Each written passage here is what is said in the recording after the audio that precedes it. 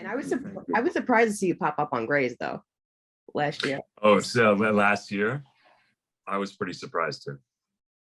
You know, I'm sure you didn't see that happening. You know, your character is, spoiler alert for anyone who's binging, is dead.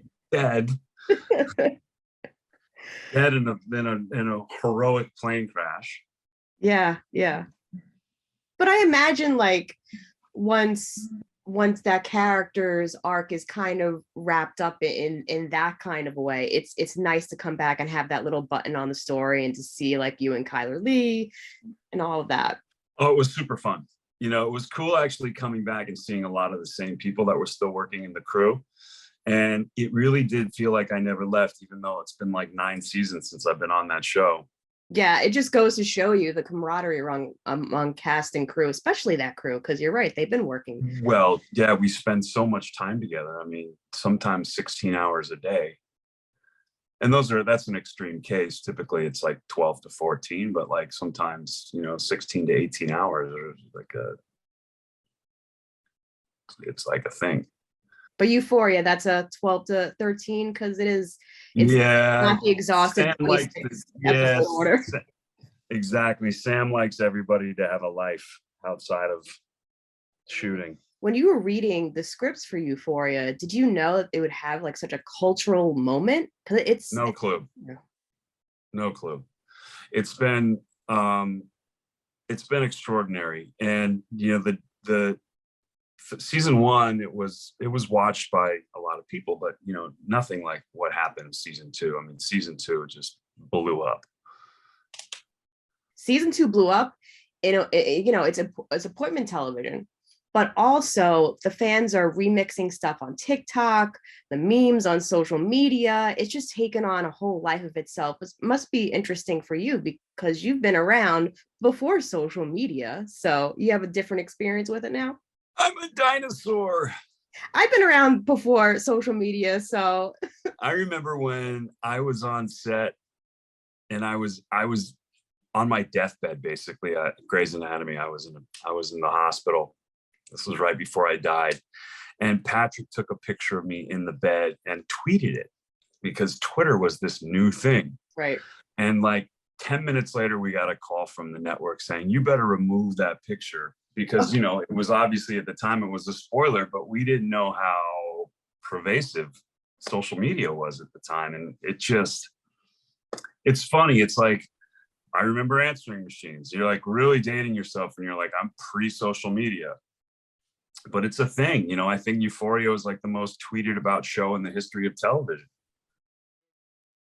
What kind of response do you get from people now? Because Grey's has a cult following, but Euphoria has a very different cult following as well. They both have their cult followings and the fan base is extreme. It's like, it's I'm very fortunate, and I'm also very lucky. I've been fortunate to be on now 2 shows that have had such a cultural impact. And they're so, I guess, zeitgeist, type shows. It's fun. It's great to work. It's great to be able to work and explore your craft and perform. It's that much better when actually an audience shows up to watch. And to have the audience that we have in this day and age where there's 1,000 TV shows and everything's streaming and nobody watches really network shows anymore. And it's all about,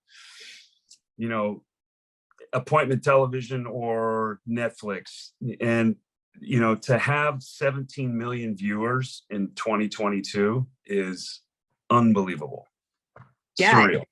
It's quite the feat, And you play Nate's dad, and usually on these teen shows, or at least my favorite teen shows of yesteryear, a parent would say like a very stern line and then exit, but with Nate's dad, Cal, he is a very intricate person. He has so much substance. So that must be a joy for you.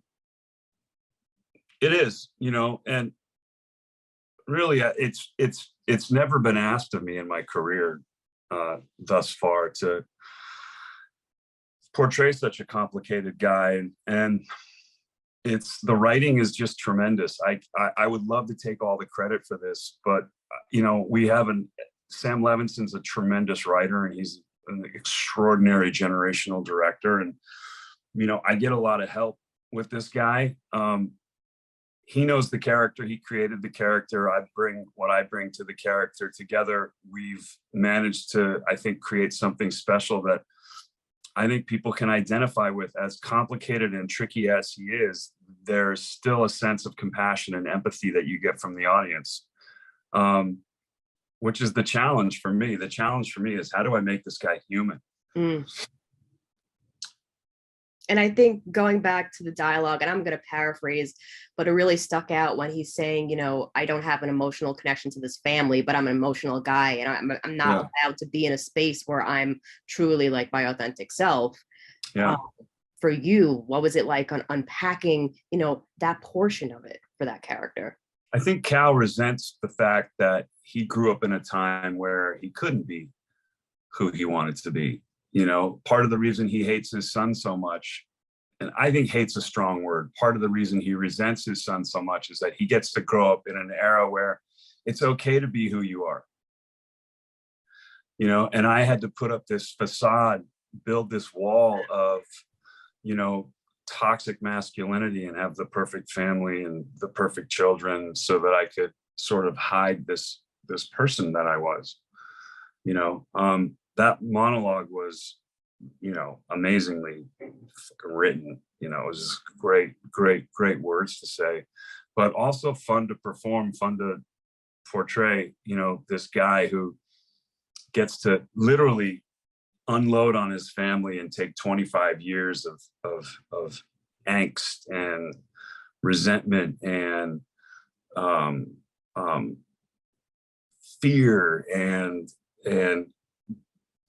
just unleash it on these people who, they may not have deserved it, but they were the people in the room when it happened.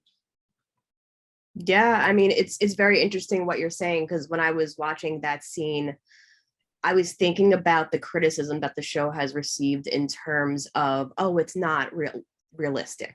But characters like Cal exist. They've had to grow up in a time where they weren't accepted. They had to conform to these social, like, normative stereotypes. And I feel like that's so interesting for you to play, because I'm sure when people look at you, they think, McSteamy and all of that. They don't really expect this character from you. Is that part of what appealed to you about the character? Well, I wanted to do something different.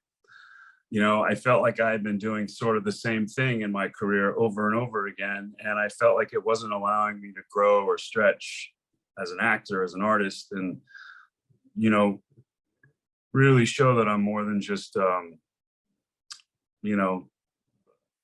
doctor on a hospital drama, or the captain of a naval destroyer, and it's a gift to be able to play a character like this, who is so complicated, and obviously leapt at the opportunity. I was sitting down with my agents and I said, I think we've been doing this all wrong, and ultimately I'm the one who makes all the decisions, but like I said, I think we need to mix it up, because I don't feel fulfilled creatively doing the stuff that I've been doing. They've been great jobs and they're great characters, and I've worked with some really talented people, but for me personally, I didn't feel like my needs were being met, like from myself. It's not anything anybody else put on me. I just needed to challenge myself more, and I needed to exist in a place of vulnerability so that I could, act and create a character. It's what I do. I'm an actor. It's counterintuitive to play the same guy for 8 years in a row. Yeah. But here I get an opportunity to play a guy who's constantly changing and evolving. In season 1, Cal was very contained and very composed, and season 2, he gets to literally break down the wall and shed this suit of armor that he's built for years. And I told Sam, I was like, we essentially get to create a new character, because nobody's ever seen Cal. This is who Cal is, but we haven't seen him. We saw this thing that he created so that he could move through life without friction. But now we get to see who he is. So getting to explore that, and sort of trying to understand the behaviors and allowing this character to evolve and grow and change. And ultimately, I'd like to see him end up settling into, to something more lasting or substantive, so that we can like really get to see who this guy is. That's the goal for me. And in terms of these collaborations with Sam and these discussions that you have with him, is he really open to seeing your point of view? And I imagine that really would help in terms of getting to a vulnerable place. Yeah. And that's how we work. Sam created this character. I bring what I bring to this character, and together we, give this guy some life and put him on a screen. It is a collaborative effort, and he's a collaborative artist. I don't get much pushback, but to that point, I don't really push back myself. I'm open to lots of new ideas. We get to try different things, and ultimately, I think we're ending up in the same place. And I think where we've ended up is pretty cool.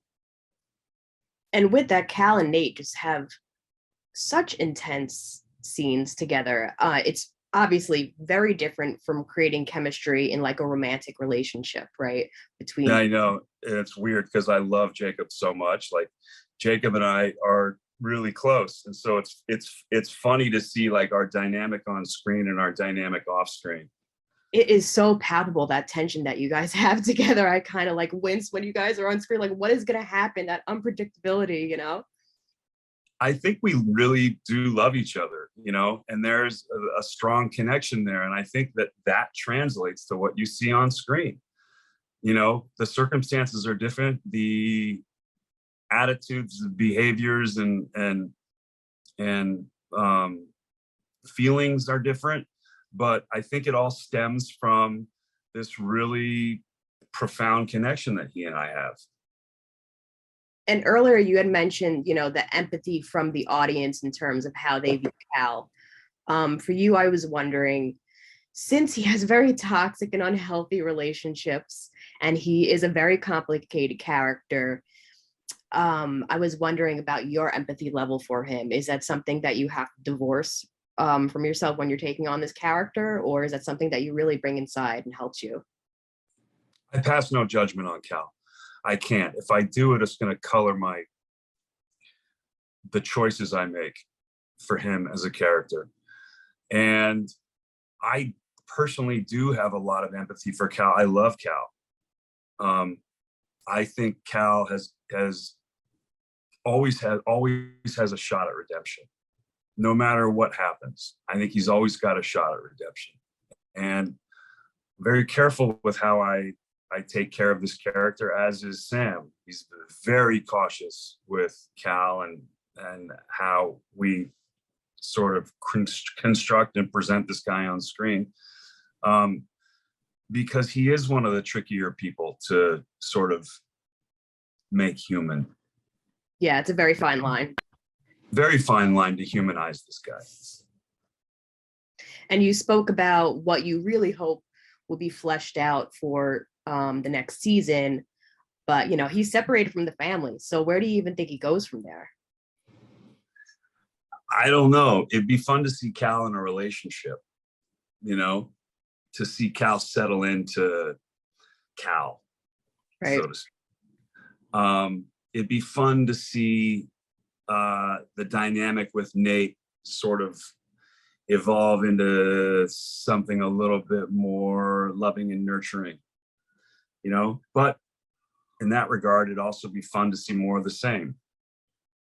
I'll be wincing, but it'll also be fun to see more of the same. Well, I hope you don't have to wince for too long. I hope we get to find some solution to this. Yeah. Well, thank you so much, Eric. I really do appreciate it. Like I said, I'm Niki, thank you.